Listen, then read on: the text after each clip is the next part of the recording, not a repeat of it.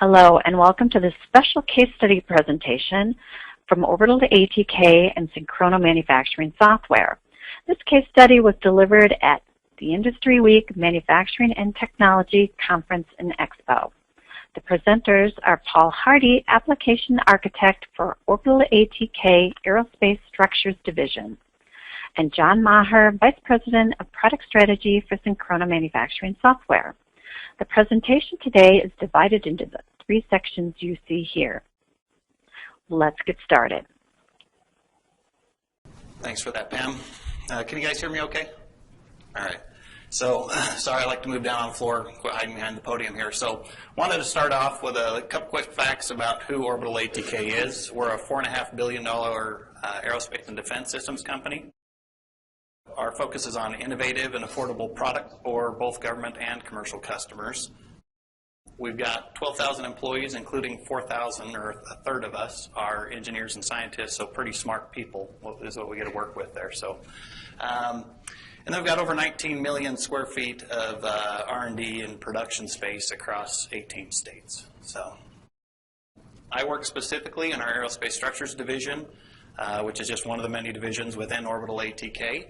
Our division is divided up into what we call centers of excellence. Some of the things you might recognize in our commercial area, we do stringers and frames for the new Airbus A350, which is like the skeleton of the aircraft. Do the same thing for the Boeing 787, well, similar type parts. It's the structural components. There's some other programs listed out there. In our military segment, we do a lot of wing skins, other components for the new Joint Strike Fighter, the new F-35. We make components for it, as well as you might recognize the F-18 Next Gen Jammer. Also do some work there. And then in our launch COE, typically it's rockets and pressure vessels. Things you might recognize is when you see a Delta rocket or an Atlas rocket go up carrying heavy payloads, typically a big satellite. That's usually something that we've helped build components for along the way. So it's a little bit about Aerospace Structures Division. So first part here, connecting a connected environment at Orbital ATK. So here's the why we had to do something. We were increasing our rate from 4 times to 12 times. And what that means is in composites where we work, it's a highly discrete environment. We don't build 2 of the same part number hardly ever, if at all. A 4x rate means we're building 4 aircraft worth of parts per month. Right, so there's 800 discrete part numbers, so it's a high complex part, lots of different lengths, some of them 17 meters long, some of them just short little parts, and it introduces some real complexities from a supply chain perspective. We had to increase from building 4 chipsets worth of parts a month to 12, and that's a significant step up in a 2-year period, right? So we're standing up a new factory, spinning things up, trying to get the business processes and systems in place to enable that to happen. We wanted to become more competitive along the way and of course, take more of the market space, and then improve our communication and collaboration decision by connecting all of the different facets of the business together so that we were really marching to a common drum beat. We had the same visibility into the same system. So. We did this by taking a note from Stephen Covey, who's right, start with the end in mind, and the end in mind here was quick access to the data we could take action on to improve. We didn't want slow, latent data that were operating in the rearview mirror. So here's how we did it. We implemented a connectivity platform to continually build upon. We get that manufacturing is changing all the time. What we think is important to us today is going to change tomorrow. It's just a fact of the business that we're in, and aerospace specifically is going through a lot of growth pains. Automotive seems a little more agile and fast at things. Aerospace, we tend to drag our feet. You know, an airplane with 350 people moving at 600 miles an hour having problems in the air isn't a good thing. So we tend to be very focused on safety and quality and very specific details all along the way. So we wanted to provide fast, easy access and actionable data, not just another data warehouse. We didn't want, the reports coming out tomorrow. We needed information now that if something goes awry mid-production stream, we need to be able to correct that quickly and continue on, which is really a challenge for anyone who's worked in aerospace. It's a significant challenge for us. And we wanted to enable more focused, continuous improvement on, what are the real issues? Let's go attack the right problems, not our gut feeling, not what we believe is the issue, but what really is happening, and data driven information. So, and really we did this with our factory of the future. We wanted enterprise visibility and communication, instant manufacturing intelligence, and flexible, scalable architecture for today and enabling us to get to tomorrow, right? So here's a busy slide, but this is our application portfolio of our key systems. Across the top, I just wanted to point out real quick, across the top there are our enterprise hosted systems, things like your ERP systems, MRP systems are at the top. The enterprise owns those, common systems like, common processes like accounts payable, general ledger, accounts receivable, receiving orders from our customers, billing our customers, all of that's done out of a common enterprise system. However, if you look at the bottom 2/3 of that, those are our factory systems that are important to our factory in order to be able to run our facility. And it's kind of cool. We've been able to tie at the very bottom of this chart. These are things like our environmental management system. We have a lot of clean rooms, right? We know our particulate counts, our humidities, our temperatures. We're getting real-time speeds, feeds, run times from our equipment. Events, alerts, alarms are all coming real-time across the service bus. So at any given moment, we can capture that information and take action based off of what's coming at us. We've even got, though, our manufacturing execution systems, our scheduling execution systems. All of that are all tied together through this architecture that we've put in place now. So all of the red applications here are now talking together. Some of those we probably will never, right? PeopleSoft, I'm not sure we've found a good reason to tie it in. That's why it's not connected, so our key systems are there today. So getting started, we all have a wealth of data. Understanding that data and what it means is quite challenging. We knew that we needed to be able to constantly refine our focus and identify where we wanted to make improvements. One of the key challenges we had in doing this, it's kind of funny, I heard it mentioned in our unconference yesterday, is identifying what does quality mean.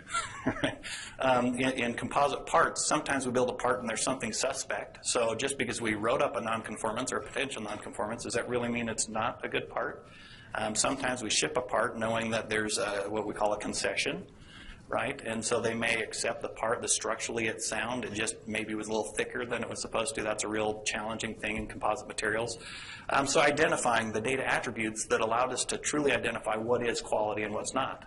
Sometimes we found when we dug into our systems that our business processes or data wasn't there for us to be able to make good decisions off of as far as deciding, is that a quality part, is it not? I mean, machine availability was another one. We got into it, and even though we're doing automated forming of carbon fiber and composite parts, on occasion, some operations require hand layup, and they've actually got to go add pad-ups. During that time, the machine looks like it's available. The truth is the operator may have a problem. There may be something going on, so we had to add additional inputs that the operators had to do. But the platform is in place that we've been enabled to add little features to augment and support the business process as we move forward. So wanted to show you, we've got all this information. It's all in context now. What do we do with it? So here's an example of one of our dashboards that we put together. This is in our machining center. Off the left side here, you can see SKUDAC, that's safety, quality, delivery, employee, and cost. Swim lanes across with key data that supports each of those. Off to the right side of the screen there, you see a small blueprint that's got real-time indicators. That's real-time status if we were looking at a streaming system that change actively throughout the day. So somebody sitting at their desk can see that my equipment's running, it's down, and so on. And this information has provided us with a single version of the truth, clear priorities, and actionable metrics. And the cool part here was how the business has taken some of the technology and combined it with business process in our Gemba walks. And what I'm talking about there is that leadership typically comes up with vision and objectives. And what our Gemba walks do is the leadership team, we actually go around to each of the work cells in the morning. And as we go through those work cells, we meet with some key operations, usually a supervisor or an MTS, as we call them. And they'll report out and they'll speak to our dashboard, and they'll actually talk to leadership about it. It shows a couple things to all of the operators on the floor that can see leadership out there is, yeah, we could sit at our desk and look at this, but we're going to come out, we're going to pay you a visit, and they know that what we're measuring you to, how we're managing your performance, the key things that we want you to pay attention to, we're so invested in it that we're going to walk around and talk to you about it. So we've supported it both from a Gemba walk, a business process, as well as the technology, and they get a chance to talk to us about it a little bit. So been pretty cool seeing the effects of that. We used to do whiteboards and other things, and that was great, but it was time to get a little more modern. So I wanted to show another view here and then explain some of the cool things that we've been able to do here. Is here's a single view, but in reality, this is coming from multiple data sources. So you've got a single view of data, but we're coming from 11 different data sources at this point. The really awesome part is IT, once we've helped establish those initial connections, users, a trained administrator, can come and create their own dashboards. They don't need to know SQL. They don't need to know how to develop .NET stuff. They can format their own what we call conditionals and highlight something when it's good or bad, right? They can create their own charts, of course, controlled and go through a controlled process so that we release good information. But it's cool to be able to show data from lots of disparate data sources that historically took IT a long time to go out and create these dashboards, and then as our systems change or as the process changed, being able to adapt to it, to the new process or the change took another 3 months. Now it's sit down, 30 minutes, an hour later, you've kicked out your new dashboard, right? So pretty cool along those lines. Another piece that we've been able to do inside of this is to enable quick drill down to get to our root cause analysis. So these dashboards, again, another blueprint of our factory. You look at the yellow arrow up at the top here, pointing at this red indicator, let us know problem in this. And the purpose here is we wanted to minimize our downtime and direct preventative maintenance, but we needed to be able to provide the information that goes with that as well. So something that's tied into the system here that we have is called Sync Alert. That, because we're connected in real time to our manufacturing equipment as well as our business systems, we can take that data and automatically kick off an event. An example of this, not this screen, in one of our processes, it's common that a tool may get roughed up during the manufacturing process, and it's very important they're perfect. So we can create what's called the DTR, Discrepancy Tool Report. It actually creates a ticket in Maximo automatically in the background, so that process starts. We go into our scheduling system, we remove the tool out because, again, we're discrete manufacturing, and so now we know we're not going to try to start building a part we can't build because the tool's not there. So that's all automated, happening in the background. But there's also this capability that if something goes awry, an operator has the opportunity to basically pull the end on a cord, raise their hand, and say, help, we're down right now. And they can input some information. What that does is it kicks off an escalation process. You can see an example here on the right side. We send out texts and emails. We found to be relatively effective. We could play music across the top, but some of our factories don't have speakers or it's too noisy. And so we've been experimenting with different technologies, but we found cell phones and texts, specifically text, seem to work pretty well. This text they'll get will tell them who put it in, who to call back, what the nature of the problem is, the ticket number. If you go out to the dashboard, you'd see the same information on the dashboard. If you clicked on that indicator, here's the next box that pops up, and it tells you, okay, it's a Sync Alert. Here's the alert number. There's a link. You can click on the link and go out into Sync Alert and get more information about what the problem is so that you can begin responding. Another cool feature, again, we've enabled our users, so specific administrators who've been taught how to use the system, can go in and set the rules for escalation, priority, and protocol. Meaning some work cells can afford to be down much longer. Some work cells that if I'm down 15 minutes, I'm going to start causing tool lock and backup throughout the factory. So I need to quickly take care of problems. They've set different escalation rules and protocols that will start going through. We've connected it to Active Directory in our facility, and it climbs the leadership chain. And I can tell you that a senior VP getting multiple emails at 2 a.m. starts to wonder why a machine is down consistently, and it gets the attention it needs. And frankly, it really has enabled leadership to have be better connected to their factory floor. No longer are they saying, well, why are you missing rate and wondering and trying to figure out details. They know last night they got text. In fact, it's common in our operations walkarounds that if we're doing our walkaround, somebody said, well, yeah, we missed rate yesterday because of X, Y, and Z. He usually will start looking at his phone saying, I didn't get any sync alerts. How come, what happened here, right?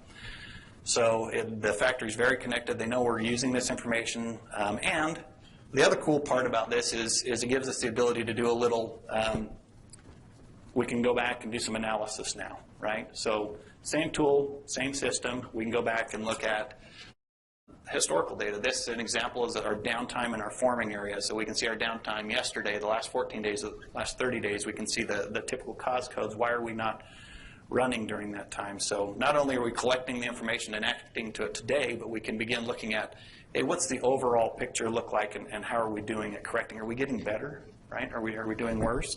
And again, the tools here, if we want to format and make the graphs look different, it's really not a significant, difficult effort to do. So the outcomes, right, of doing all this. The great part, single version of the truth. We don't have 15 different conflicting spreadsheets coming from different people using different systems and different data. It's all contextualized into the proper format there. We've got enterprise-wide communication, not just the business leaders and the business teams and groups talking, but also our business systems. If you remember going back to our architecture slide, we've got our enterprise systems and our local factory systems now talking and communicating well together. Master data is where master data belongs, and transactional data is in the transactional systems, and we've enabled the factory to function the way it needs to. And then, of course, the focus on continuous improvement to allow us to begin to hone in on where we really need to pay attention. And all that's been done by access to the actionable information that we provided. Business results, we've increased our rate by 400%. We've significantly reduced our downtime. It was actually common before we put in this system that 3 hours into the day, expediters would be running around saying, oh, where's the next tool? Where's the next component of this? I mean, at full rate, we have in excess of 300,000 unique supply chain transactions that have to happen in a given month. If something goes awry, getting back on plan with humans was impossible. So we put in the systems to provide the visibility to only focus on the 5 or 10% of the static that's really the issue that we really need to go after and correct. And during all of this ramp-up rate and growth, we've had some explosive growth in our division. We've been able to increase our market share. We've been given some new programs. Some of the programs that we had, originally Airbus was just the A350. We brought in A400. Then we won the Boeing 787. Then we've increased our Joint Strike Fighter capability and manufacturing, and we're continuing to grow at a pretty rapid pace. And all of this is done really through our increased throughput, allowing us to continue to use our existing manufacturing space, our existing people, our existing business systems, and leverage what we've put in place today. So, a little bit about us. I'm going to turn the time over to John, who's going to talk to us about metrics for the factory of the future. Thanks, Paul.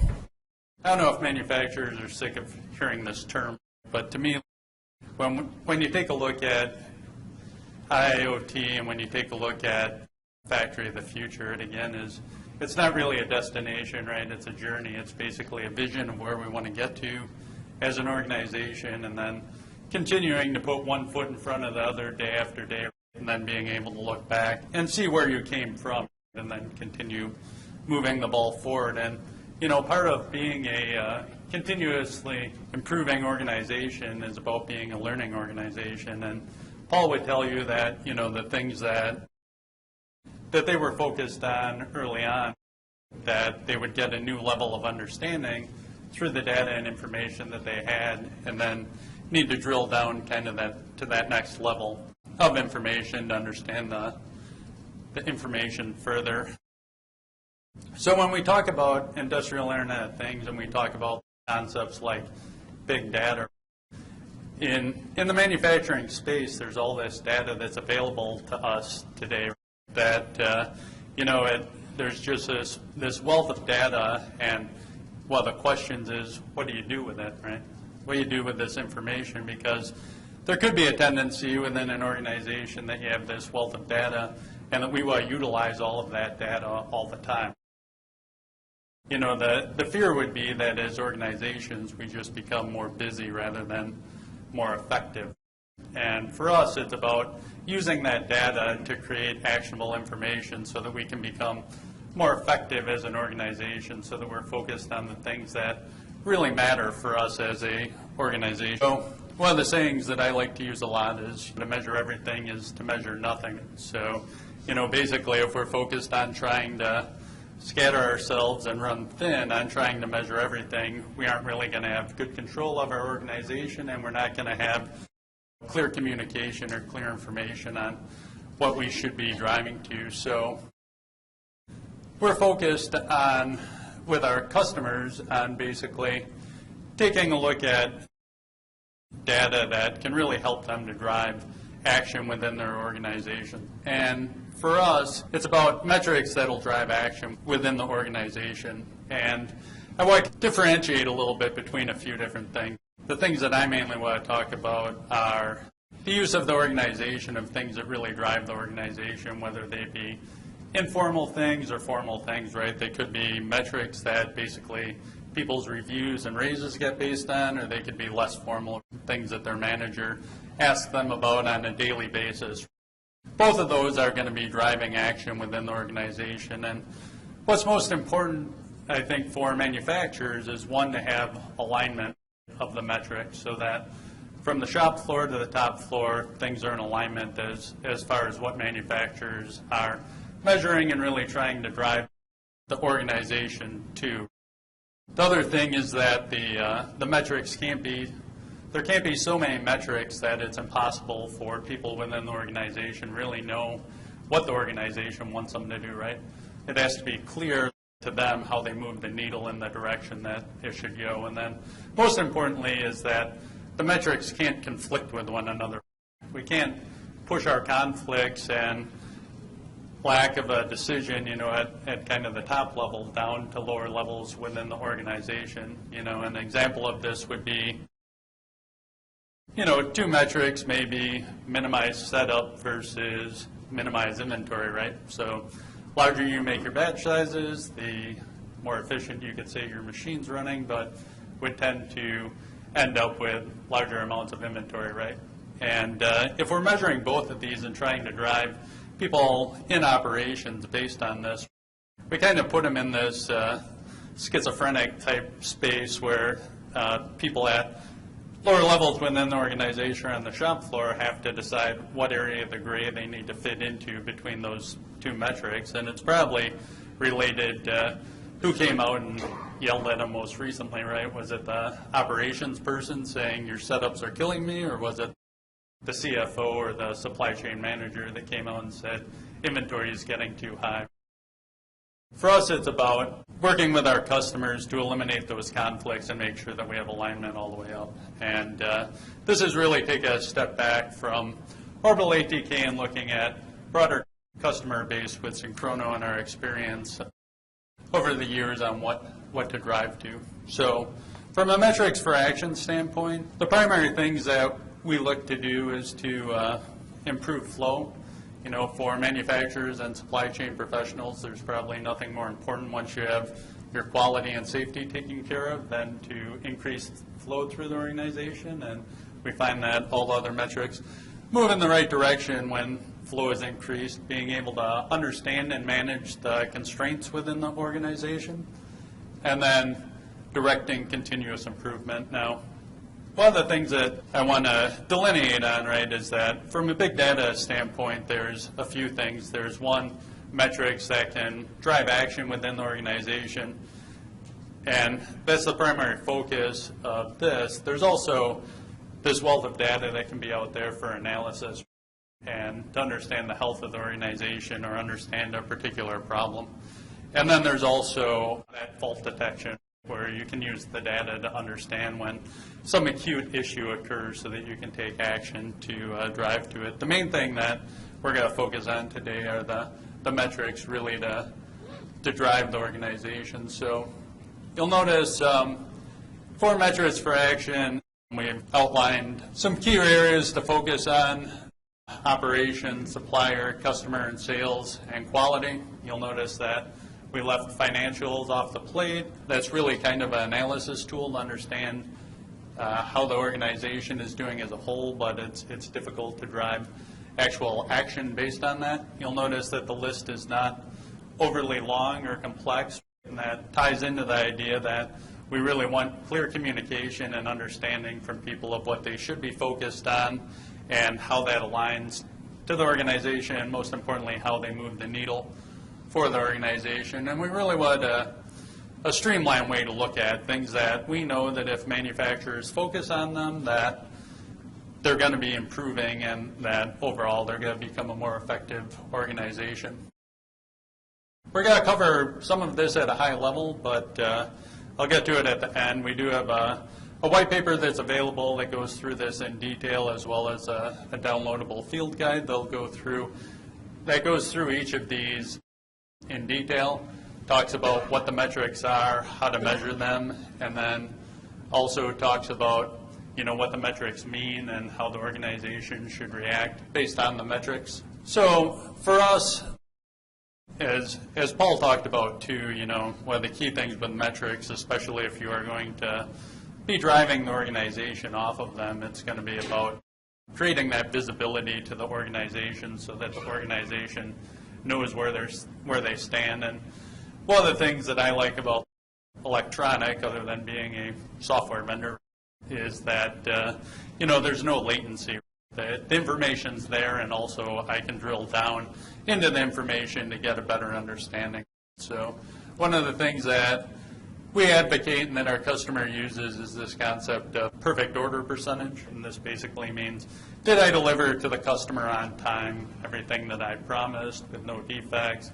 Was all the supporting documentation there to drive it? A metric that Synchrono came up with, which is one of my favorite metrics, is this concept of Q-turns. This is at the resources out on the shop floor. It's basically taking a look at the overall productivity for the resource, how many standard hours they produced over a given period of time, divided by the average Q hours. So this is a metric of how frequently the resource is turning their Q, which is a real measure of flow and velocity through the organization. And to give you a kind of an example of a customer using Q-turns, we have a customer in Oklahoma who one of their goals was to basically reduce overall lead time to their customers to be less than 2 weeks. And there's this resource that kind of rose to the top that was having issues with Q-turns. It was only turning its Q once a week. And we talked to them about it, and they said, oh, that's this old resource that is out in the machine shop that doesn't have a lot of load on it, so we just run it every Friday. So, this highlighted a policy constraint that was in conflict with them trying to get down to a 2-week lead time, because anything that ran through that constraint through that resource had to wait until Friday to get run, right? So at worst, they were building a week of cycle time. So through an easy policy change, they started running that resource daily for a couple of hours, which wasn't the most efficient thing to do for that resource, but it supported their global goal. And then when I talk about big data just from an analysis standpoint, the metrics for action really are about giving us the pointers to the areas in the organization that we need to focus on. And the beauty of having all that data being collected for you there is that when you get to a point where you go to a resource that needs to be improved, all that information's there for you to really drill in and understand, what's going on at that resource, what's going on within that process, so that if we're going to do our improvement event, whether you call it Kaizen or something else, it's about having that data that I can drill through to get a full analysis of it, a full understanding, so that I can figure out how to improve it, right? So these metrics like downtime and OEE, at a lot of our customers, they're not the driving metrics. They're not the metrics that are driving the organization on what to do and what to focus on. But they're the underlying analysis metrics that after we identify that these are the places within the organization that are inhibiting flow, and going to that, knowing that if we improve that resource, we're going to have the biggest impact to our overall capability as a factory and extended supply chain, then the big data is there for us to drill into the analysis and get a solid understanding so that we can improve. On-time delivery, it is probably the most misused metric from a customer standpoint, or there's a lot of variance on it, right? Anytime you walk into a manufacturing organization, you talk about on-time delivery, they have a metric for it.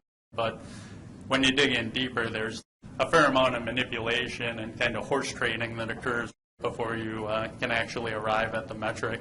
One of the things that we encourage our clients to do is to come up with an automated way to calculate it so that we know that that metric's always being handled on a consistent basis, and so that everyone knows what it means. And so that also we know that the impact that it's having on the organization and how it's driving people to react, make sure that aligns with what we want them to do. For make-to-stock environments or even make-to-order environments that have like replacement parts or stock buffers, take a look at the overall stock buffer health within the organization. So conceptually, red means that we're getting too thin on the stock buffer. Green means we're getting a bit too fat on the stock buffer, right? Yellow is kind of that sweet spot, so it's about moving the needle from overall stock buffer health to get more and more product kind of in that sweet spot of the yellow zone. And if you are managing your stock buffers well, it's about right-sizing that inventory for that point of time. So as demand increases or decreases, or as variation increases or decreasing, keeping those stock buffers in alignment to match up with it. And then kind of the complementary metric along with queue turns, concept of schedule adherence. You know, it's not only are we turning our queues, are we getting things through our facility, our resources fast enough, but are we doing them in the right order, right? Because ultimately you want a synchronized organization, so we want upstream operations working on what downstream operations need and ultimately on what the customer needs. So I think we have some time for some questions and answers. At the back of the room, we do have a USB drive that you can pick up. It has a white paper of Synchrono's metrics for actions. Also, there's a link within there that you can use to download the field guide that basically goes through what all these metrics are, how to calculate them, and then also what actions to take from them. So with that, are there any questions that Paul or I could attempt to answer? Yes, sir.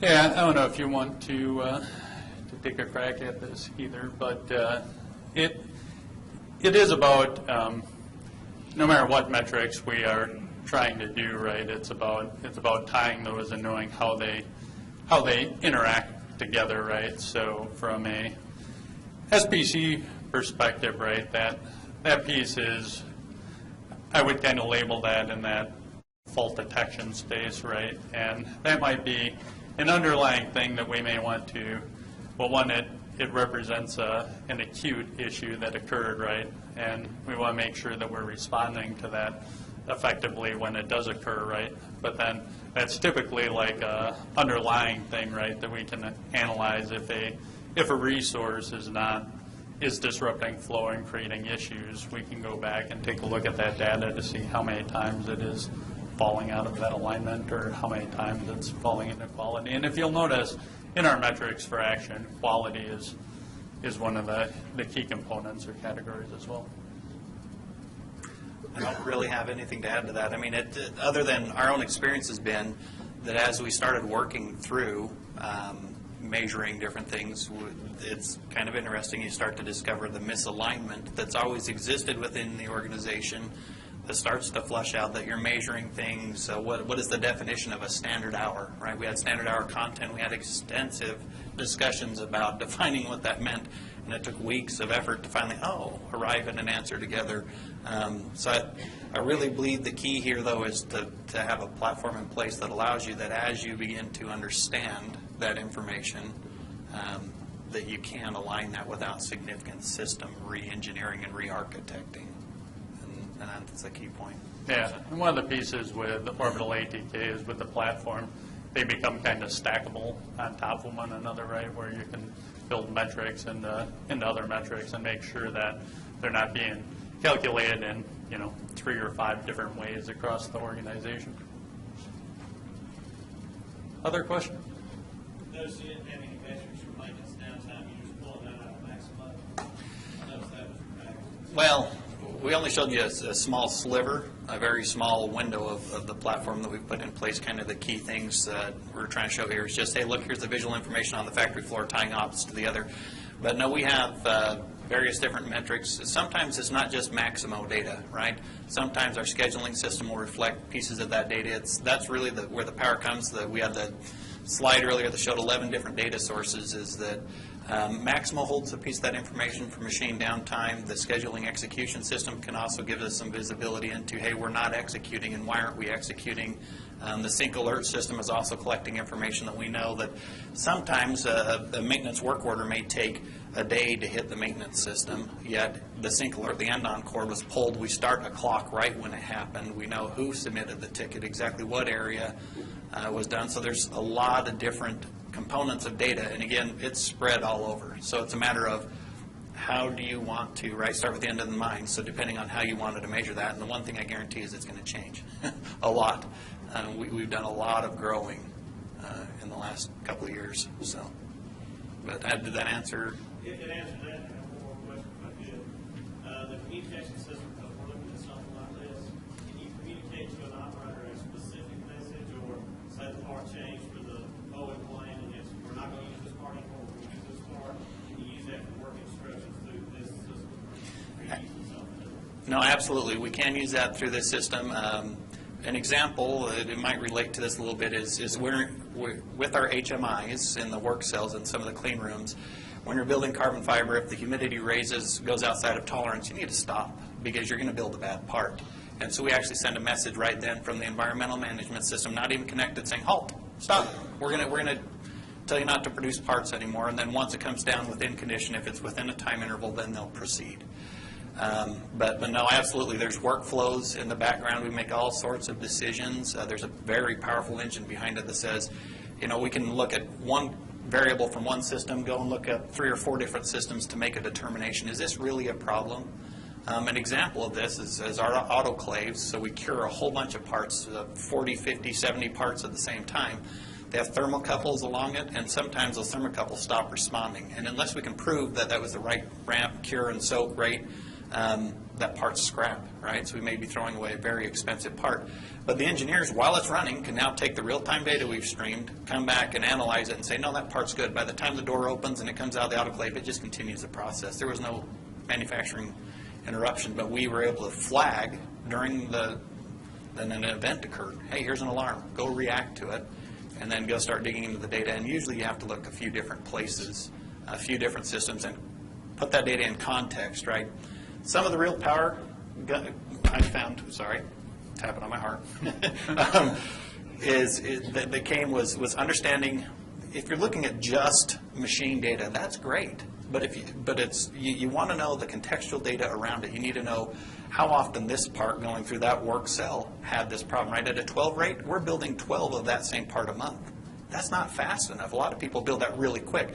But to do analysis and be able to make continuous improvement quickly requires access to a lot of different information and the ability to slice and dice different ways, and then understand what's the work order numbers. Did these have common materials? What's the environmental conditions around this? What was the time of day? Was this A, B, C, D shift? You know, where is this challenge occurring? So you start to see all of the data in context is where the real power comes. So, sorry, a little elaborate. Notice you had slides with some good map in terms of the layout of the line. Are you utilizing any location-based services, RFID, like that, to not just kind of measure the order on the plan you've got, but also the actual product? So we don't have any dashboards with active moving indicators today, but we do have RFID in place that does do specific activities through this same platform, right? If a tool exits a window, has an RFID tag on it, it throws up a signal and tells them where that part needs to go next, right? So that's actually currently in work as we speak. So.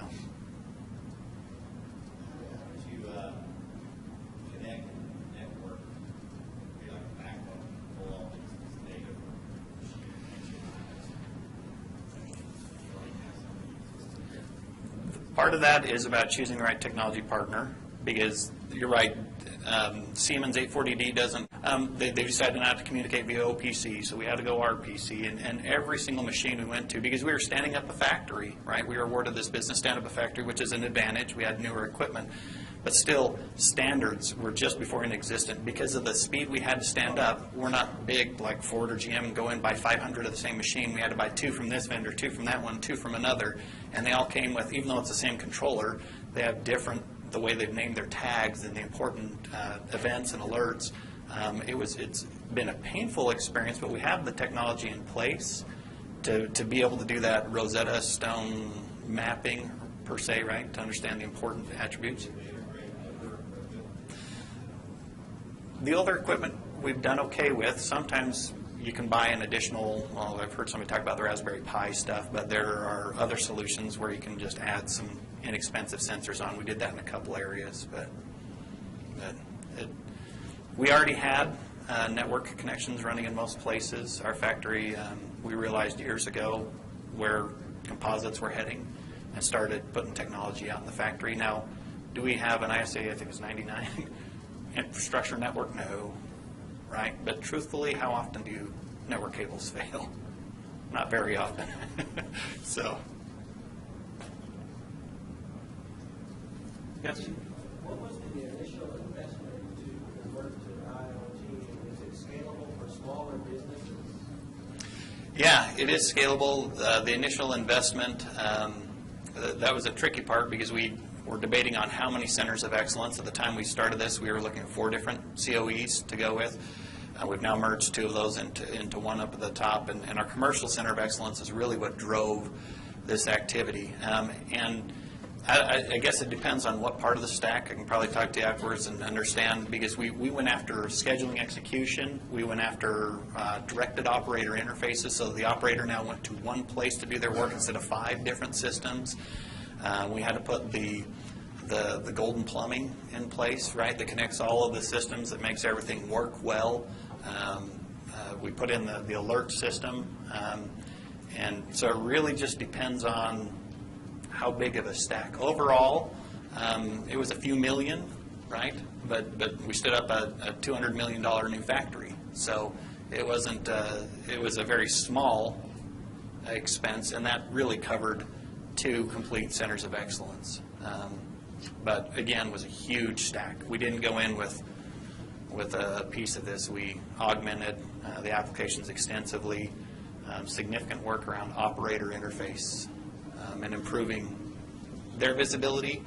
And the other piece was really tying that vision together, right, with leadership, because there's always been that disconnect. Leaders have visions and outcomes and expectations, and communicating that down to the guy who understands, well, how do what I do apply to that metric or that chart you're measuring me to? So that was the focus.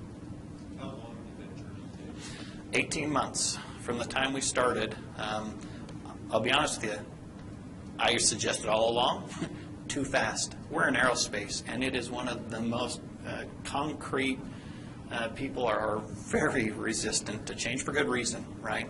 Our heritage is rocket motors. You send something up with, say, a payload that could be disastrous, and it goes off. So there's a heavy focus on safety, and change is almost frowned on. So we implemented systems faster than the business culture really could adopt. But we had capital spend we had to get through. We had schedules that we had to go through. So we're still going through some of the adoption in some areas, right? And that's the cool part of continuous improvement, is build out. So does that? Now, don't do it too quick. I think we did. So. Any other questions?